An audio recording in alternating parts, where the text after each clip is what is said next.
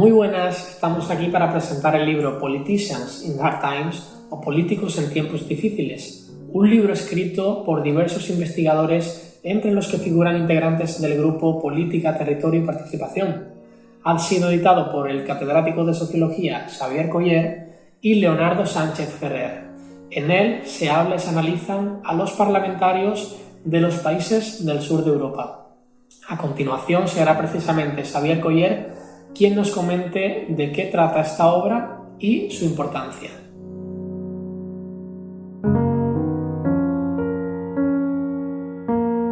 Mirad, esto es un libro caleidoscópico, ¿vale? En el que se estudia un objeto concreto, que son los parlamentarios españoles, pero desde distintos puntos de vista, abordando temas diversos, desde su perfil psicológico, al perfil sociodemográfico, a la forma de entender la representación política, la diferencia que hay con la ciudadanía.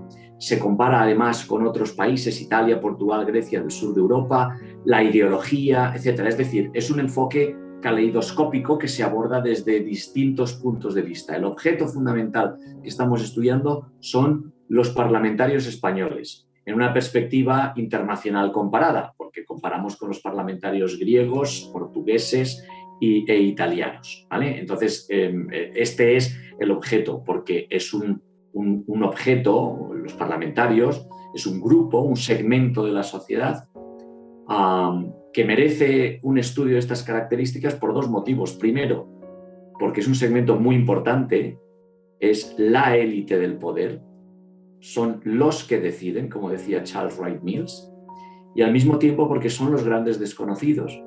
Es decir, sabemos muy poco de quienes nos representan. Fijaos bien, sabemos mucho de los alumnos universitarios, porque es un público muy fácil para acceder a ellos, ¿vale? Entonces cualquiera hace una encuesta, un estudio, un experimento. Conocemos mucho segmentos desfavorecidos de la población, pobres, por ejemplo, trabajadores, el voto que hacen, etc. Mujeres, que es un segmento desfavorecido dentro de la sociedad. Conocemos eso, pero realmente a los poderosos los estudiamos muy poco, los conocemos muy poco.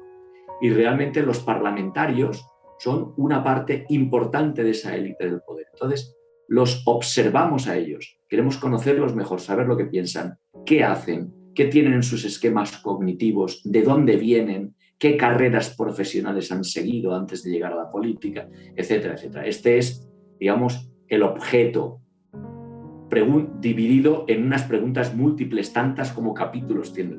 Tiene 16 más introducción y conclusiones, y algunas de estas claves de estas preguntas ya las he dicho. ¿Cómo son? ¿Qué perfil psicológico tienen? ¿De dónde provienen? ¿Cuáles son sus familias? ¿Qué piensan sobre la representación? ¿Qué identidad colectiva tienen? ¿Son más nacionalistas, menos nacionalistas? ¿Son más españolistas, más vasquistas, por ejemplo? ¿Qué piensan de Europa, de la construcción europea?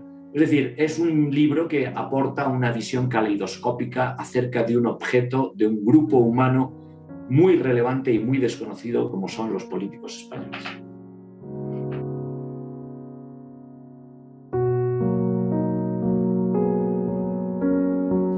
Bueno, pues esta es una magnífica pregunta. No es una evidencia empírica que es muy poco habitual en nuestro país, que es una encuesta a parlamentarios. Entonces, aquí nosotros hemos jugado con dos factores. Primero, buena parte del equipo que ha escrito este libro y que apoya este estudio sobre los parlamentarios, buena parte de este equipo ya hizo la primera encuesta comprensiva a los parlamentarios españoles. Cuando digo comprensiva, quiero decir que es la primera encuesta que hace una muestra representativa a parlamentarios españoles de las 19 cámaras de representación, Congreso, Senado, más las 17 autonomías. Ha habido otros estudios que han hecho una encuesta, por ejemplo, a los parlamentarios de una comunidad autónoma o del Congreso de los Diputados, pero no se había hecho a nivel comprensivo a los más de 1.800 representantes políticos. Entonces, basándonos en la experiencia de esa primera encuesta y de otras que ya habíamos hecho, dijimos, hombre, pues vamos a hacer la segunda encuesta. Entonces hicimos la segunda encuesta a parlamentarios con un método un poquito distinto, no eran entrevistas cara a cara, sino a través de internet y también por correo,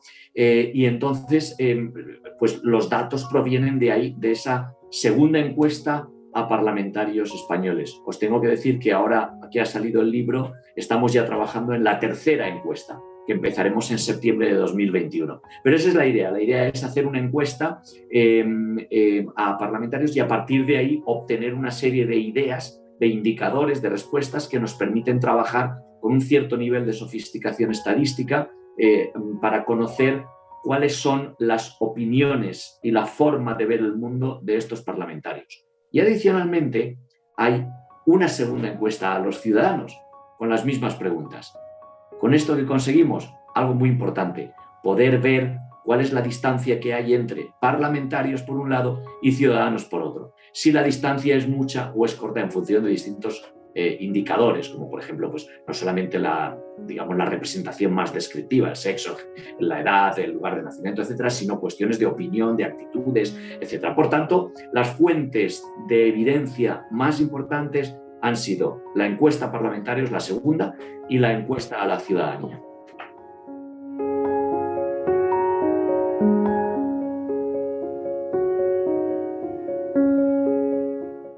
Pues sí, la verdad es que sí. Hacer una encuesta a parlamentarios es muy complicado. Para nosotros los académicos, el que un parlamentario te responda a una encuesta o que te conceda una entrevista, te dé una entrevista para hacer una entrevista semiestructurada o algo así, pues para nosotros lo entendemos como una forma de rendición de cuentas a la sociedad también, porque al fin y al cabo el político está rindiendo cuentas de lo que hace, de lo que piensa, de lo que opina, etcétera, ¿no? Entonces, para nosotros es una rendición de cuentas, pero para muchas veces para el político es una intromisión en sus asuntos, es una intromisión en su agenda, es una captura de su tiempo para un interés académico privado, si vosotros queréis llamarlo de esa manera, pero un interés que no tiene que ver con su actividad política estricto sensu. Entonces, muchas veces es muy difícil acceder a ellos. Entonces, uno de los problemas más importantes que hemos tenido es que el enfoque que hemos adoptado para esta segunda encuesta, que es un cuestionario a través de una plataforma de Internet, pues ha dado unos resultados, digamos, bastante escasos, un poquito pobres, ¿vale? Entonces, para que tengáis una idea, cuando hicimos las entrevistas cara a cara en la primera encuesta, obtuvimos 580 respuestas de unos 1.800, o sea, bien, no está mal.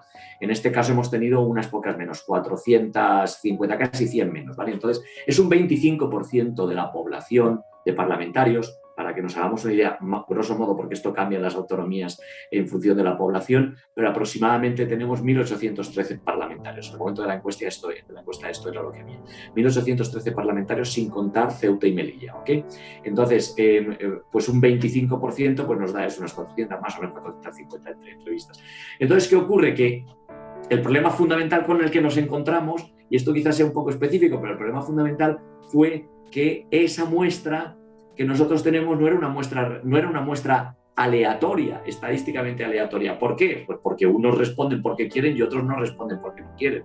Con lo cual, la validez externa de nuestra muestra, es decir, la generalización que podíamos hacer al conjunto de la población de los 1.813 parlamentarios, era una generalización que podía estar sesgada. ¿Qué es lo que hicimos? Utilizamos un instrumento que nos facilitó el profesor Modesto Escobar de la Universidad de Salamanca, que consiste en la calibración, que no es ponderación, es calibrar. Si conoces los parámetros, ciertos parámetros de la población, como el sexo, la edad y el territorio en el que representan, puedes calibrar la muestra, ponerle unos pesos específicos para que cuando generalices a la población, tu estimador, esa generalización, no esté sesgada, o al menos esté mucho menos sesgada. Y eso es lo que hicimos. Entonces, ese fue uno de los problemas fundamentales, que respondieron los que quisieron responder. Y segundo fue el acceso. Otro de los problemas fue el acceso, acceder a ellos. Muchas veces era complicado y tuvimos que recurrir a ciertos personajes de ciertas personas importantes de ciertos partidos para que hicieran correr la voz de que, en fin, que es importante contestar este tipo de encuestas que tienen una solvencia académica y tienen un equipo de prestigio detrás, etcétera. No lo digo por mí, sino por el conjunto de colaboradores que trabajamos en este equipo. Y luego, pues claro, había mucha suspicacia por parte de algunos parlamentarios, sobre todo los más, digamos, los más nuevos, gente que sospechaba del anonimato. En fin, cuento algunas anécdotas en la introducción del libro, en el primer capítulo, pero no ha sido fácil. El trabajo de campo ha durado bastante más de lo que pensábamos.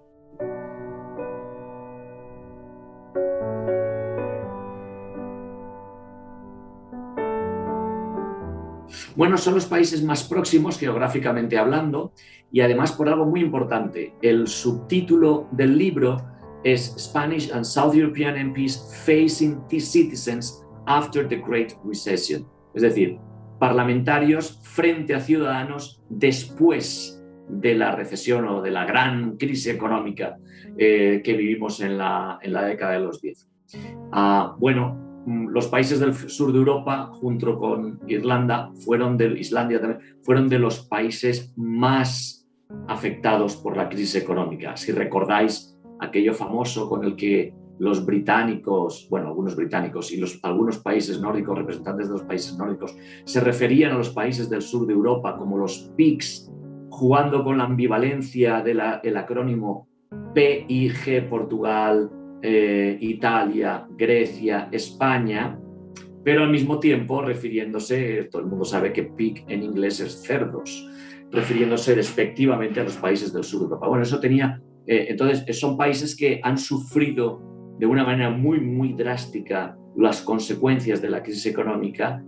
En esos países también, al igual que en el resto de Europa, pero especialmente en estos países, menos en Portugal, ha habido la emergencia de formaciones políticas nuevas que han trastocado el tablero, que han transformado el tablero político en nuestro país, repito, menos en el caso de Portugal, menos de manera tan intensa, y por tanto convenía hacer una comparación sobre algo muy, muy, muy, muy, muy específico, que era la congruencia ideológica. ¿En qué medida los ciudadanos y los parlamentarios coinciden ideológicamente? O por ponerlo de otra manera, ¿cuán distantes están los parlamentarios de los ciudadanos en términos ideológicos? Y ahí es donde se hacen las comparaciones país a país, España, Italia, España, Grecia, España, Portugal y luego los cuatro juntos.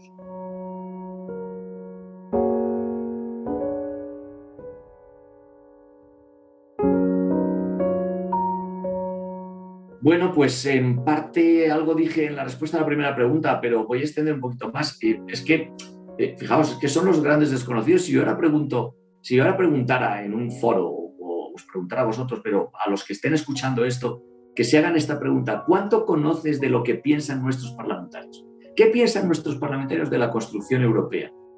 ¿Qué piensa un parlamentario de Castilla-La Mancha acerca de la construcción europea, acerca de su identidad colectiva, acerca de lo que es España, acerca de qué piensa? No lo sabemos.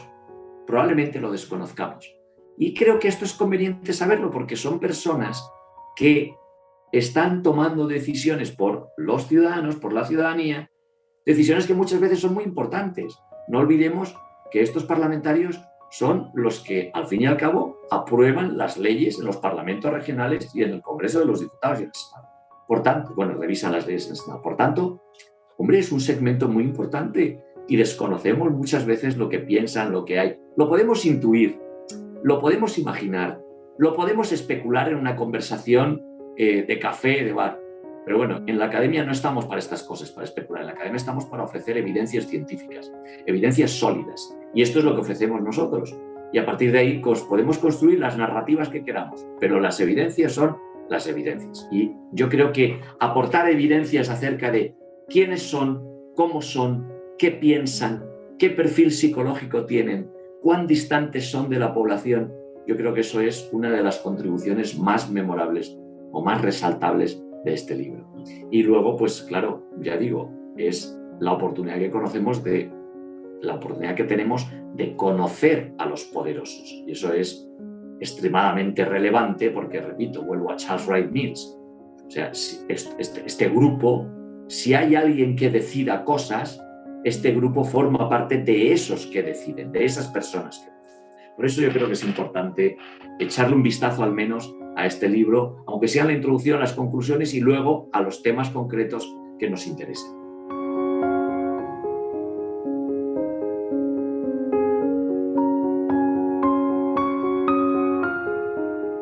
Sí, mira, este libro yo creo que puede interesar mucho a todas las personas interesadas en lo que conocemos como la sociología política o la política. Bueno, ya sabemos que tenemos una sociología política, una economía política, una antropología política, en fin, bueno, al margen del adjetivo, el sustantivo es la política. Aquellas personas interesadas en la política les puede interesar. Aquellas personas interesadas en los políticos, en las personas que se dedican a la política, les puede interesar, por supuesto, a los militantes de los partidos políticos, a un ciudadano que quiere estar informado, a un ciudadano que desee conocer mejor la realidad de sus representantes, a un periodista, por ejemplo, por supuesto, a los académicos, obviamente.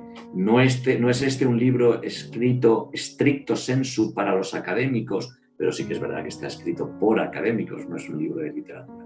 Entonces hay algunas partes, algunos análisis que son relativamente académicos. No quiere decir que sean aburridos, no. Quiere decir que son académicos en el sentido de que establecen un diálogo con otras obras publicadas, pues a veces en países extranjeros, a veces en España, pero que aportan ideas, y entonces lo que hacemos nosotros es decir, bueno, pues mira, sí, como dice fulanito, pues en España también se cumple esto, o como dice zutanito, pues en España resulta que esto no se cumple.